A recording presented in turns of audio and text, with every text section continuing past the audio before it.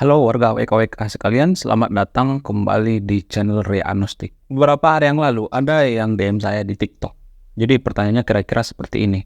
Bang, apa hubungan antara agama dengan kemajuan suatu bangsa? Jadi pertanyaan ini menurut saya itu sangat menarik. Kenapa menarik? Karena ini jarang kita sadari gitu. Jarang kita sadari hubungan antara agama dengan uh, uh, kemajuan suatu bangsa. Jadi kadang kita berpikir bahwa apa sih hubungan antara agama dengan suatu bangsa, itu nggak ada berhubungan. Ya kalau bangsanya nggak maju, berarti pemerintahnya yang goblok gitu. Padahal kan kita nggak sadar bahwa pemerintah juga berasal dari rakyat juga kan.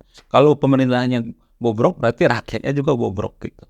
Nah, untuk menjawabnya, saya akan mengambil dari beberapa sudut pandangnya. Tapi saya akan berusaha membahas video ini dari sudut pandang yang sangat rasional. Kemajuan suatu bangsa sangat dipengaruhi oleh agama. Apa alasannya? Alasan yang paling masuk akal atau alasan yang paling kuat adalah karena banyak keputusan kita sehari-hari itu berdasarkan aturan agama. Sekali lagi saya katakan, banyak keputusan kita sehari-hari itu tanpa kita sadari berdasarkan aturan agama. Salah satu contoh misalnya begini. Dulu ada teman saya itu sangat hobi yang namanya musik gitu. Bakatnya pokoknya bagian musik ini jago, main keyboard, main gitar. Suaranya juga bagus. Namun ada saat dimana momen dia berhenti bermusik. Karena apa? Karena ada ajaran agama tertentu ya. Agama tertentu ya, saya tidak menyebutkan agamanya apa. Karena ini juga terjadi di negeri WKWK ya, bukan di Indonesia ya. Jadi mohon dipahami. Ini hanya terjadi di negeri WKWK ya. Disclaimer dulu ya, bukan terjadi di Indonesia. Jadi ada seseorang tokoh agama di negeri WKWK itu mengatakan kepada teman saya ini bahwa musik itu adalah diri alias haram. Nah, ketika dia mendengar, teman saya ini mendengarkan seperti itu, dia saat itu juga berhenti bermain musik. Tahu apa yang terjadi? Keluarganya kelaparan, keluarganya pontang-panting, keluarganya carut-marut, dia diceraikan sama istri. Kenapa? Karena dia tidak bisa menafkahin keluarganya. Padahal kan bakat skill dia kan di situ. Coba kita berpikir secara rasional. Mohon maaf ya, ini hanya terjadi di negeri WKWK ya, bukan di negeri Konoha ya, atau di Indonesia ya.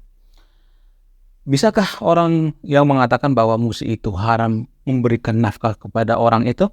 Bisa nggak dia ngasih istrinya makan, ngasih anaknya susu dan lain sebagainya? Jadi ini sangat konyol ya, menurut saya pribadi sangat konyol. Menurut saya musik itu bisa kita mengarahkan ke sesuatu yang baik. Salah satu contoh misalnya, ada dulu di Eropa, lupa saya namanya itu perang apa. Ada perang suatu ketika ada perang berhenti. Karena apa? Karena ada musik gitu. Jadi ada dua negara yang berperang, tiba-tiba mereka berhenti, mereka gencatan senjata. Kenapa? Karena ada suara musik. Mereka mendengar satu suara musik dan mereka istirahat, berpelukan, dan mereka berhenti saat itu untuk berperang. Kenapa? Karena mereka mendengar suara musik. Banyak juga orang yang sukses atau termotivasi karena mendengarkan musik. Jadi musik itu kita tidak bisa melihat dari satu sudut pandang, kita harus melihat dari sudut pandang yang lain. Musik itu, apapun itu, bisa pedang bermata dua. Jangankan musik, agama juga bisa seperti itu. Banyak orang yang, mohon maaf ya, membunuh atas dasar agama. Banyak orang seperti itu, seperti teroris segitu. Ini hanya terjadi di negeri WKWK ya, bukan di negeri kita. Berlebihan mempelajari agama itu juga tidak baik, sama seperti musik. Musik juga seperti itu. Ada yang buruk, ada yang baik. Ya kita ambil yang baiknya lah gitu.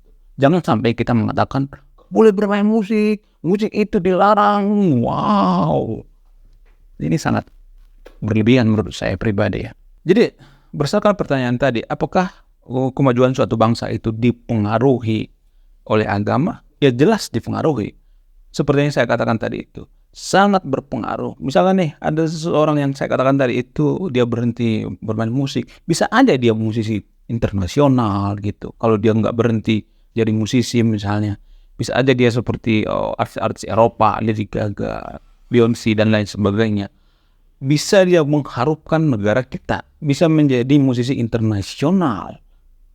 Karena Zaman sekarang ini menurut saya itu menjajah lewat musik itu juga bisa gitu, menjajah lewat budaya seperti K-pop misalnya, seperti musik-musik Korea misalnya. K-pop kan secara tidak langsung menjajah gitu. Kalau kita berpikir secara rasional kita amati, K-pop itu menjajah loh, menjajah seluruh dunia gitu. Dengan apa? Dengan musik.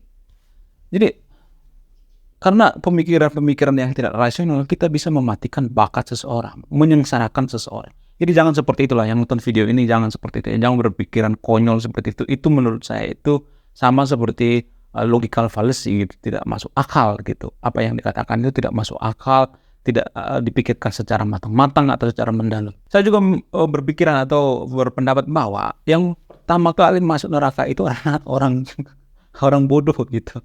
Ya karena apa? Karena orang bodoh itu banyak bikin orang sengsara gitu.